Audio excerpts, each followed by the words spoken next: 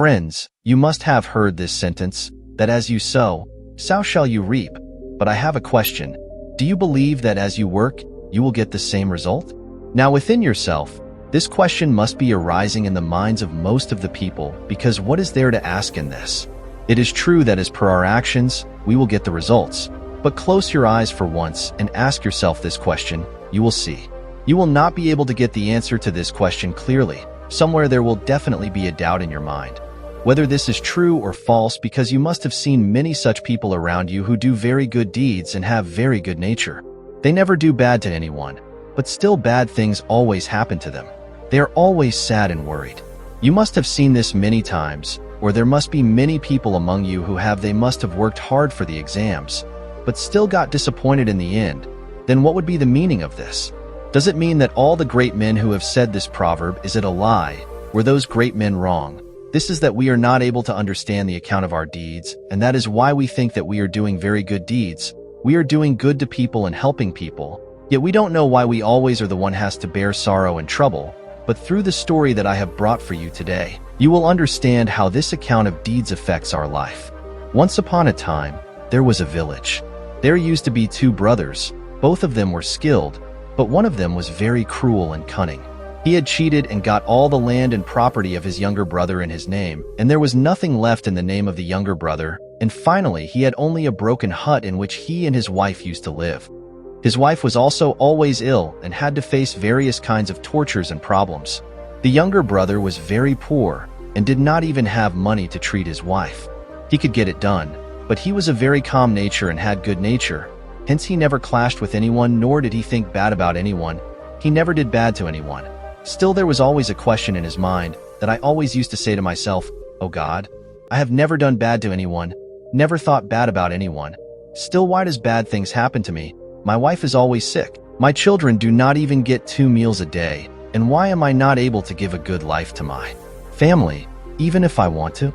On the other hand, there is my brother who is very cruel, cunning, and arrogant. Look at him. He is living his life with so much comfort. He has a lot of money. He has a nice house to live in and good dishes to eat. He is living his life happily, and I am suffocating here and dying. He thinks that he has no problems and my problems are never going to end. What happened was that he came to the thought that it seems that the results of bad deeds are good, and the results of good deeds are not good, and soon this thought started to settle in his mind. Many days passed like this, and now younger brother was also becoming more and more worried because his wife's health was not getting better, and he was facing with various kinds of problems, seeing which he would keep crying in his mind and get worried. One day, he was going away for some other work. He was going towards the village, and his eyes fell on a monk. That sadhu was standing at a gate and begging for alms, and he was always saying only one thing: "Your deeds are yours and my deeds are mine." When this came into the ears of the younger brother, when asked about the matter, he became very angry and immediately went to those sages and told them, "O Guru, I have been watching you for so long. You are saying only one thing. Your deeds are yours and my deeds are mine. Is this true?" Responding to this, the monk said, "Yes, it is absolutely true. Don't you believe it?" Then the younger brother said, "O Guru, it seems you are delusional. I have never done any bad deed in my life. Neither have I ever thought bad about anyone, nor have I done bad to anyone. Despite that I am always surrounded by problems, the troubles of my body are troubling me more and more. Till date I have not got any good result of my good deeds. Then how can it be said that good deeds yield good results? My wife is always sick and I have no money for food in my house. Even my children remain hungry, and yet you say that good deeds give good results. Only when good results are obtained does that sadhu say to that person in a very calm manner that circumstances seem to have had a deep impact on you. It seems that you have given up in front of circumstances, and these difficult circumstances have changed your thinking. That's why you are saying this." The person says, "O Guru, it seems that after being defeated by the circumstances, you yourself are begging for food at other people's houses, and you are telling me that I have accepted defeat in front of the circumstances. I don't want to listen to this speech of yours. I am leaving." Then the monk stops him and said to that person, "Okay, you go, but before that do one thing for me." The person says, "Hey, I am not going to do any work. I am going." Then the sage says, "Son, I know what question is running into your mind. You are worried that you have done good deeds, and even after that you are not getting good results. But don't you want to know the answer to this question? Don't want to know why this is happening to you? Hearing this, the younger brother became silent for some time, and after thinking for some time, he said, "Okay, tell me what I have to do then." That monk said to that person, "Just do me a small favor. Tomorrow morning you come to my ashram with some fruits for me, and when you come there, I will give you the answers to all your questions, and you will also understand that along with you." Why did this happen?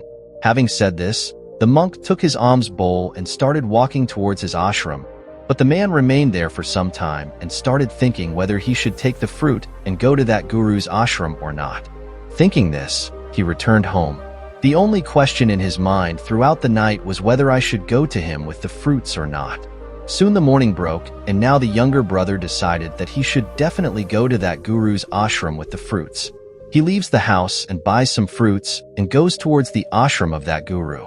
The ashram of that guru was at a distance, and his path passed through the nearby forest, hence there was no movement on that path, and monkeys and baboons were seen everywhere. When the younger brother was going to the guru's ashram with fruits, seeing those monkeys, a thought arose in his mind that why not feed these fruits to those monkeys? But only then, he remembers that the guru has asked him to bring that fruit to the ashram. Hence he somehow convinces his mind and starts walking towards that guru's ashram, and within some time, he reaches that guru's ashram. After saluting them, he said, "Look, I have come, and as you said, I have also brought some fruits. Now tell me why this happens only with me." Then the saint smilingly says to that person, "I will tell you. But before that you answer one of my questions. Monks say, when you were coming towards my ashram, and when the thought arose in your mind that you could give this fruit to them, if you feed the monkeys, then why didn't you do so?" That person was very surprised to hear this. He was not able to understand how the saint came to know about the thought that had arisen in his mind. Then that person folded both his hands and turned to those saints. He says to him, "O Guru Dev, this thing was in my mind. But how did you know that I wanted to feed fruits to the monkeys?"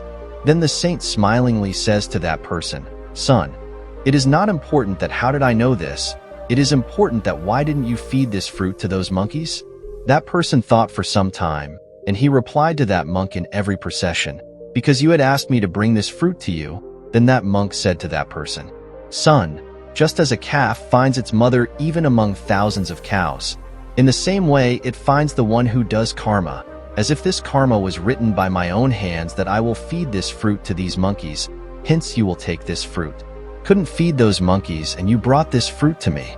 Saying this, the monk started feeding that fruit to those monkeys. But the person was still not able to understand the meaning of what the sage said.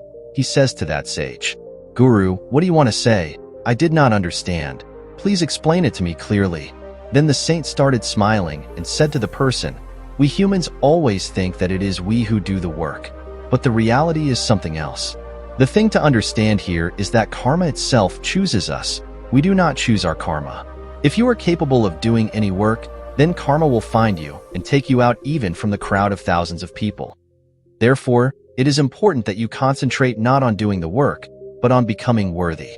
If you focus entirely on doing the work, then you will never be able to become worthy and the work will never choose you." On this the person said, "Monk, what do you mean by becoming? You say, can't I support my family?"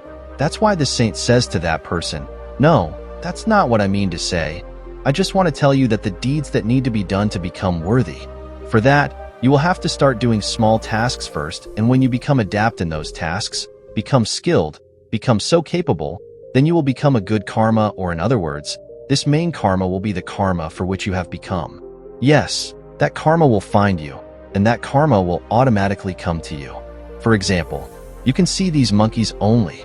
These monkeys are small. From the time they learn to climb on their feet, they learn to roll, they learn to run, they learn to jump. In the beginning, it hurts them that sometimes they fall and sometimes they get hurt, but gradually they become adept at those tasks. They become proficient, and after that their food automatically reaches them. That is why. If you keep doing small deeds even in your daily life, then good deeds will come to you on their own, and you will be able to achieve any good goal. Further, the monk said to that person, "And if you do deeds to become worthy, then you will not. The actions of other people will also start dominating you and start affecting your life. For example, take your wife. Your wife has been ill for many days and her health is not getting well, and you think that you don't know why. You are being punished for your actions. You consider yourself unfortunate and feel helpless, but the reality is something else. You need to understand here that your wife is sick because of her actions and not because of your actions. It is possible that your wife may have committed some action in the past for which she is suffering the punishment today, and because of your wife's actions, you two are having to suffer, have to face problems, and this is the reason why most of the people, because of your family, because of your children, you keep facing different types of sorrows, keep facing different types of problems. But here you need to understand that if you were capable of this, if you had so much money, then you would have been able to marry your wife. If you could have got the treatment, it could have been possible that if you had been eligible, you would have been married to another woman who would have been healthy, but you were not eligible for that, and that is the reason why you are in sorrow today because of your wife. You are immersed, but till now nothing has gone wrong. If you become worthy even now, then the deeds of others will never be able to affect you. Further, the monk warns the young man and says, always remember one thing of mine. You do not get what you want. You rather get what you deserve. So instead of doing the work, focus on becoming worthy, increase your ability, do not do the work just to get the result of the work, and then you will never be able to get out of these problems. Only then that person will help you. He folds both his hands in front of the monk and says to him, Guru, you are always talking about becoming worthy, but you are not telling me how I should increase my merit, so that my main karma finds me. Only then the sadhu says to that person, this is very simple, yet it becomes very difficult for people. The first solution is to forget whatever karma you are doing, that is, whatever karma you are doing to become yoga. Don't remember it, forget it, don't think about when and what you will get for the work you have done. That is why it is said, do your work, don't worry about the result. If your mind is always busy worrying about the result, then it will. This means that you have not actually done any work, and this is the mistake most of us make. They think that they are doing a good work and they will get good results. Their entire focus is only on the results, and this is the reason why they are sad most of the time. Because when they do not get the results, or in other words, when they do not get the desired results, then their mind gets hurt and they start feeling sad and worried. And they always think that even though I had done good deeds, why am I not getting good results? And this thinking of theirs makes them deviate from their goal. Yes, you can definitely evaluate your work after doing it, but what about the results? Don't worry, that's why that person says to that saint, Monk, you are saying don't worry about the results, but do assess the deeds you have done. How is this possible?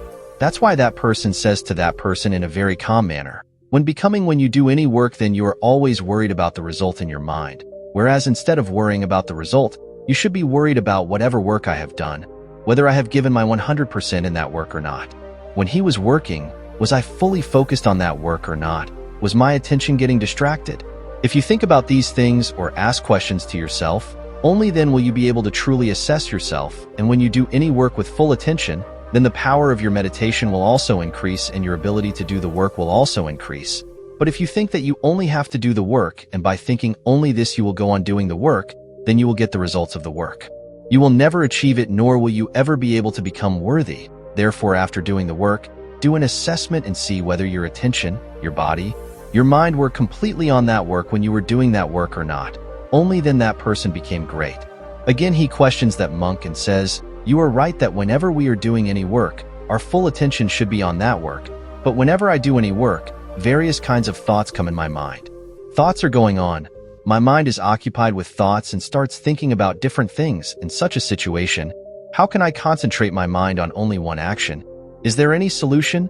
Then that monk smilingly looked at him. It is said to a person that when you are doing any work and when you put your full effort into it, that is, while doing the work, you put in your full effort, then your mind, body, and your emotions become focused on that work, and you give complete devotion. You are able to do that work with love and harmony. That is, you are able to give your 100%, and at the same time. Whenever you do work only with the thought of doing the work, you are not able to put your feelings in it, nor do you give your full devotion to it. You are able to apply it. That is why that action does not remain an action, nor do you get any result from it. Further, the monk says to that person, if any person should implement these things in his life in the right way, then do the work keeping these things in mind. So he can make himself worthy, and once he becomes worthy, then karma will find him out of nowhere, and he will be able to achieve any success in life. Having said this, the monk became silent, And that younger brother, now he had understood why he was not getting good results of his good deeds. He bowed to that guru and he returned back home. Thank you friends for watching my video. Please do consider to like, share and subscribe my channel for more upcoming videos. Thank you friends once again and have a nice day.